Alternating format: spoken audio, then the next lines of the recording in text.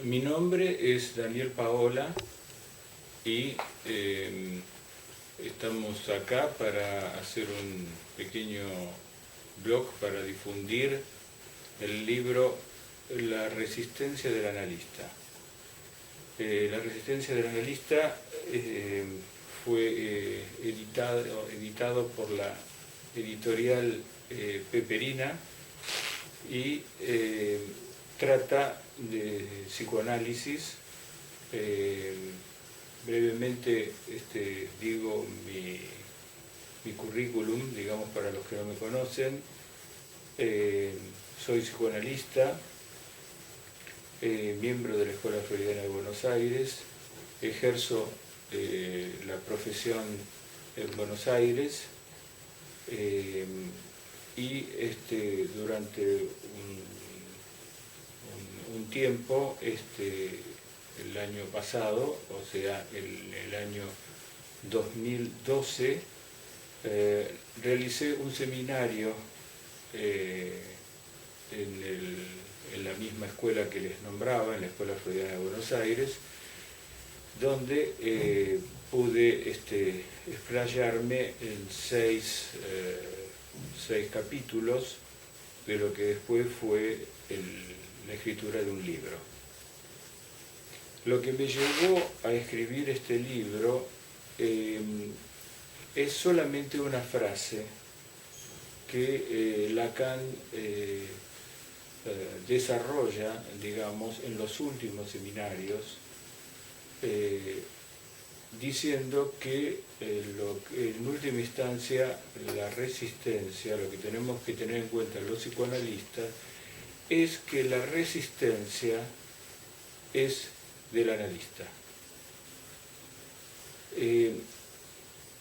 Ya en Freud la resistencia había sido ubicada a partir de distintos escritos, pero sobre todo tomada a partir del libro de Anna Freud, publicado todavía en vida de Freud,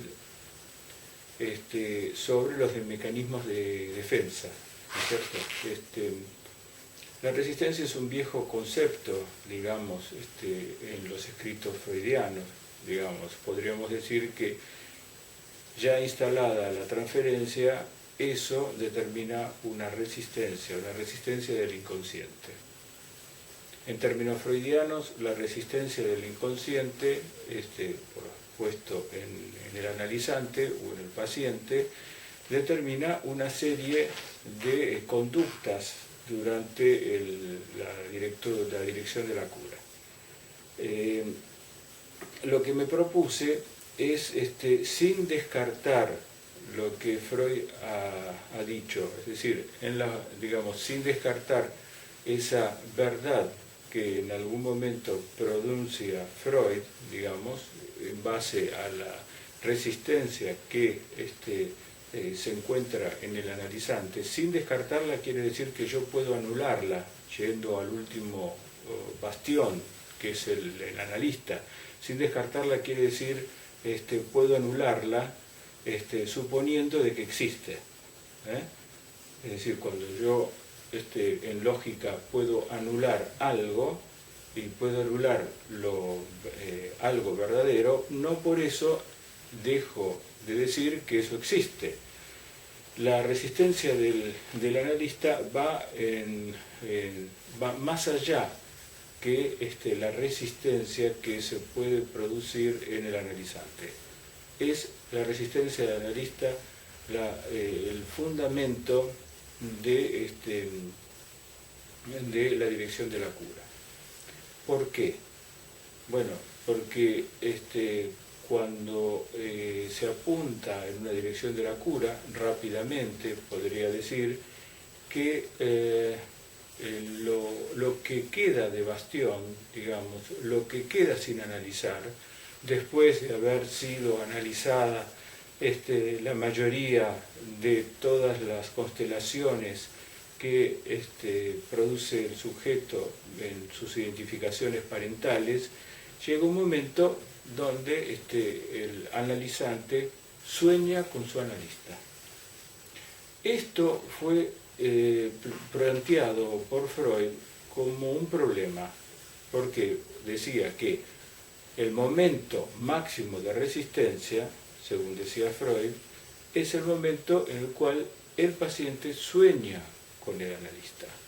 Bueno, a partir de este momento, cuando nosotros, como yo, que soy el que si me digo lacaniano, podemos suponer que la resistencia es del analista, ahí podríamos encontrar no una huida o un susto o un horror, sino el horror de la castración, porque efectivamente en ese lugar se encuentra el correlato de una interpretación, que diría la interpretación justa, es decir, aquella que en algún punto podría llegar a disolver un síntoma, sin que eso, digamos, excluya la negatividad del síntoma, es decir, de la desaparición del síntoma.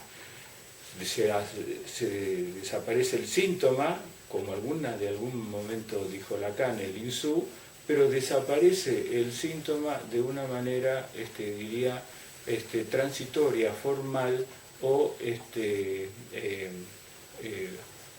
no todo. Es decir, el no todo del síntoma desaparece. Es decir, hay un lugar vacío que podría plantearse como una interpretación. Entonces, el analista la que considerar que cuando el analizante sueña con, la persona, se podría decir, de su analista, está poniendo en función lo máximo esperable de una cura en el lugar donde se presenta el máximo desafío del analista.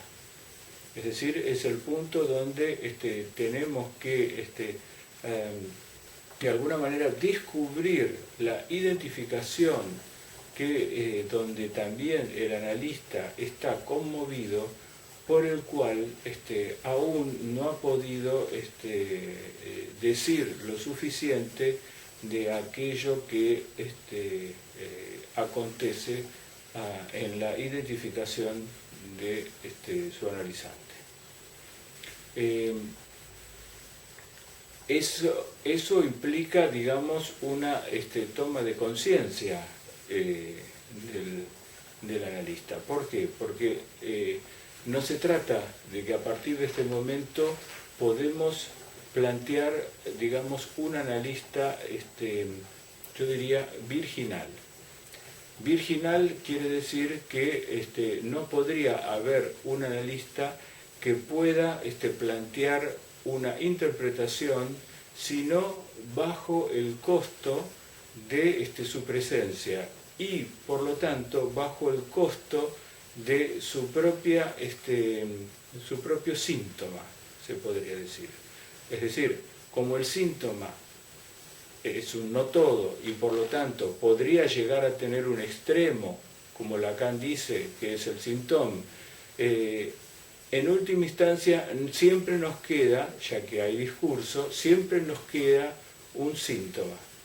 Un síntoma quiere decir que más allá que el analista haya atravesado todos los lugares que él suponga que son los necesarios para constituir un fin de análisis, sin embargo, esos lugares de identificación vuelven a hacerse presentes.